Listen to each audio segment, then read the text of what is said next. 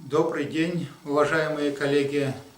Сегодня мы продолжим наши лекции по проблемам образования в Кыргызстане.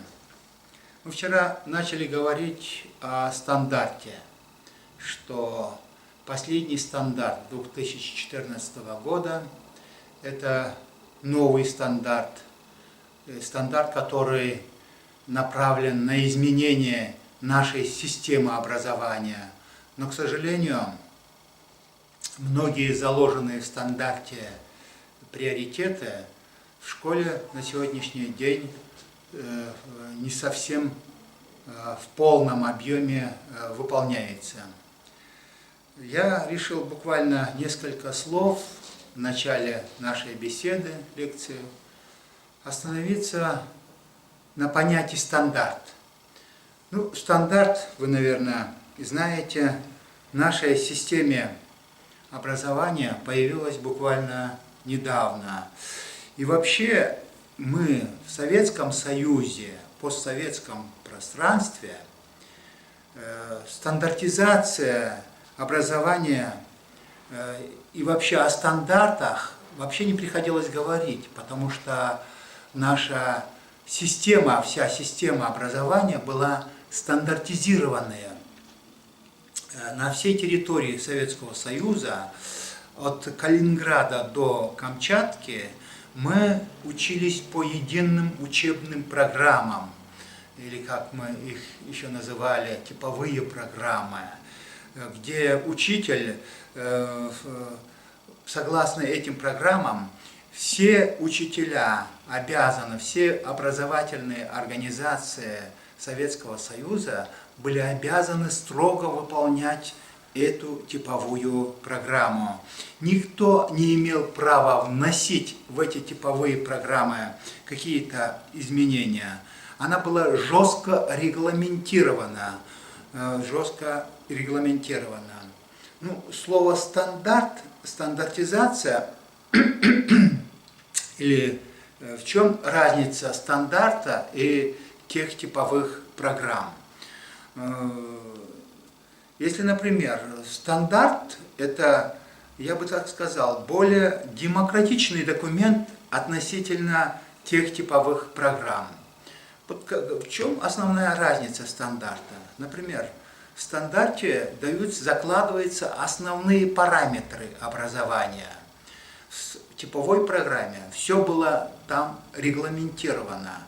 Допустим, доходило до того, что каждая тема имела уже в типовой программе, каждая тема имела определенное количество часов и определенное время, согласно типовой программе, когда проходить ту или иную тему. Например, в типовой программе всегда четко и конкретно указывалось количество часов, допустим, на изучение того же Пушкина в 8 классе. Отводилось, сейчас на сегодняшний день Пушкин изучается в 9 классе, строго там определен 9 или 10 часов. И учитель, согласно этой типовой программе, строго расписывал, выделял на изучение Пушкина 8 часов. При этом обязательно указывалось, какое время. Допустим, это или середины, апрель, или май, или июнь, или сентябрь, или октябрь. То есть точно указывалось время прохождения той или иной темы. И учитель не имел права отклоняться влево или вправо. То есть он должен был строго придерживаться этих типовых программ. Что касается стандарта, я выше сказал, что стандарт – это более демократичный документ. Здесь, как бы вам сказать, она более либеральная. Здесь, допустим, основное отличие в чем заключается? Например, на тот же Пушкин, допустим, возьмем того же Пушкина. Здесь в стандарте не указано, сколько часов, какое время изучения, когда должна изучаться тема Пушкина в школе. Здесь просто указывается количество, дается общий объем часов в стандарте, но не указывается количество часов на те или иные темы изучения. И поэтому стандарт и стандартизация в какой-то степени, я снова повторяюсь, для нас является понятием новым. Она более демократична, более либеральна относительно тех типовых программ. Что касается слова «стандарт» в образовании, когда она появилась? Она появилась где-то впервые слово «стандарт» в системе образования начали использовать в Англии. Еще в 1860-х годах слово «стандарт» тогда обозначал, слово «стандарт» употреблялся для обозначения реального уровня достижения учащихся, а не как нормативный документ. В Кыргызстане проблема стандартизации образования возникла, как вам известно, в начале 90-х годов прошлого столетия и была связана с идеологией вариативного образования, когда школа могла самостоятельно разрабатывать учебные планы, иногда непомерно раздувая учебные планы до невозможного. И поэтому во многих учебных планах некоторых новых типов школ количество предметов увеличивалось до невообразимого. Когда ты смотришь аттестаты того времени, выпускников аттестата того времени, то видим, что в аттестате доходило до 30, 28, 26 учебных предметов.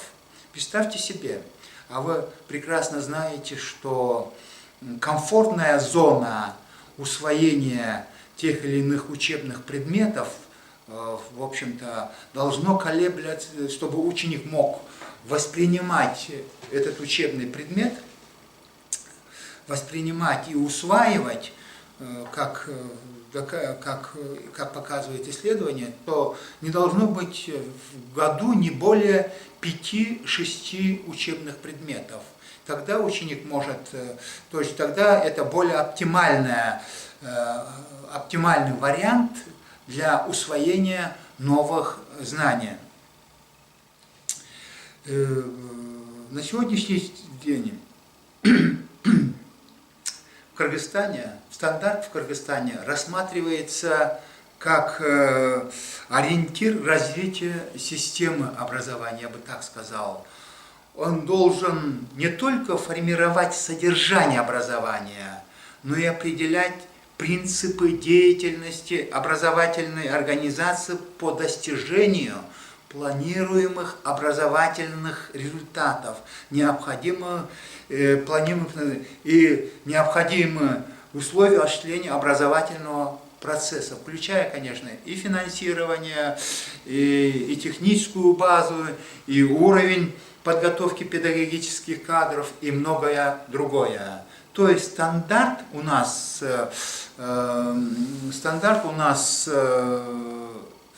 понимается как главный нормативный документ, определяющий стратегию и тактику развития образования на ближайшие годы. Спустя первый стандарт у нас в Кыргызстане появился в 2005 году, такой школьный предметный стандарт. До этого у нас стандартов не было. Правовую основу появления слова «стандарт» и стандартизация образования была заложена, как вам известно, в первом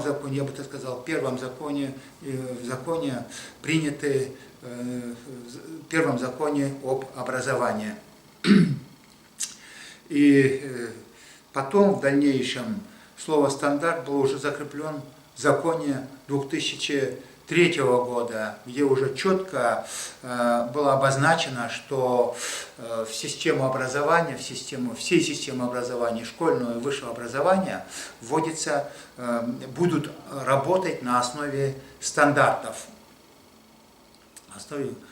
Ну, кроме того, я говорил, что первый наш стандарт, предметный стандарт, появился в 2005 году. Этот первый стандарт, конечно же, оно так и назывался предметный стандарт. В этом стандарте, я бы так сказал, это в какой-то мере шаг, этот первый стандарт, шаг в демократизацию содержания образования, содержание школьного образования у нас в Кыргызстане. Содержание школьного образования у нас в Кыргызстане. Немного ранее стандарты начали разрабатываться в системе профессионального образования. Если вы в курсе, вы помните, наверное, вы в курсе, что в области профессионального образования первые стандарты появились у нас начиная с 1993 года. Были сначала разработаны макеты стандартов, определены основные параметры стандартов. Эти стандарты были утверждены постановлением правительства, где определялись первые два блока профессионального образования, как я помню, гуманитарный блок и, естественно, математические блоки. Были уже утверждены на уровне правительства первых стандартах. До стандарта у нас в Кыргызстане буквально недолго был введен куррикулум. Вы все в курсе дела, но куррикулум у нас долго не продержались, ибо вообще-то, я бы так сказал, куррикулум является по своей сути тем переходным документом между старым стандартом 2005 года и новым стандартом 2014 года, я имею в виду в системе школьного образования. Потому что, по сути, куррикулум – это еще шаг вперед в сторону демократизации и либерализации не только содержания образования, но и всей системы управления образованием. Ну, куррикулум, как вы знаете, что понятие куррикулум, оно давно, в общем-то, в системе образования давно практикуется, давно используется. Первые куррикулумы появились, как показывают источники, еще в Древнем Египте, и они связаны с такими понятиями, как 7 свободных искусств,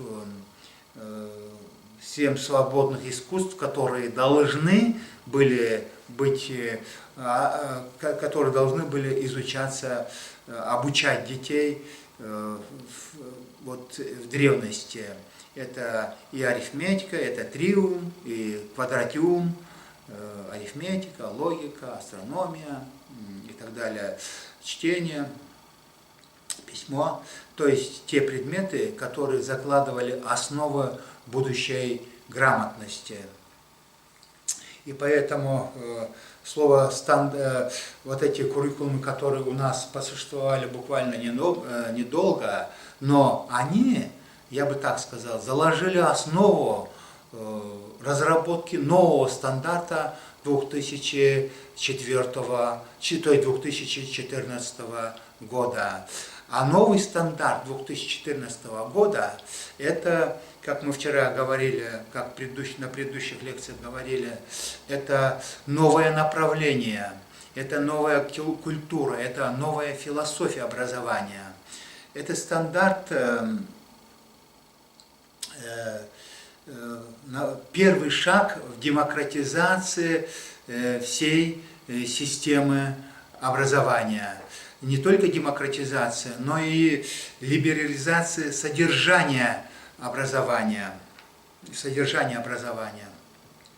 Принятие вот этого нового стандарта 2014 года, конечно, послужили очень много факторов для принятия этого стандарта, потому что я и на предыдущих лекциях говорил об этом, что время изменилось, люди изменились, мы на пороге новых качественных изменений, и эти изменения непосредственно влияют на систему образования, а система образования, как мы знаем, это становой хребет общества. Какое система образования, такое и государство. Насколько успешно будет развиваться наша система образования, от этого будет зависеть будущее нашей страны, И поэтому мы с нашей стороны в Кыргызской академии образования, по инициативе руководства Кыргызской академии образования, мною были разработаны дополнительно к этому стандарту, реализация этого стандарта, новая концепцию общего среднего образования. И об этой концепции мы с вами более подробно остановимся в следующей лекции. Я хочу просто более подробно остановиться на некоторых моментах новой концепции, чтобы было вам понятно, куда мы идем и в какую сторону мы должны идти в ближайшие несколько десятилетий. Спасибо за внимание.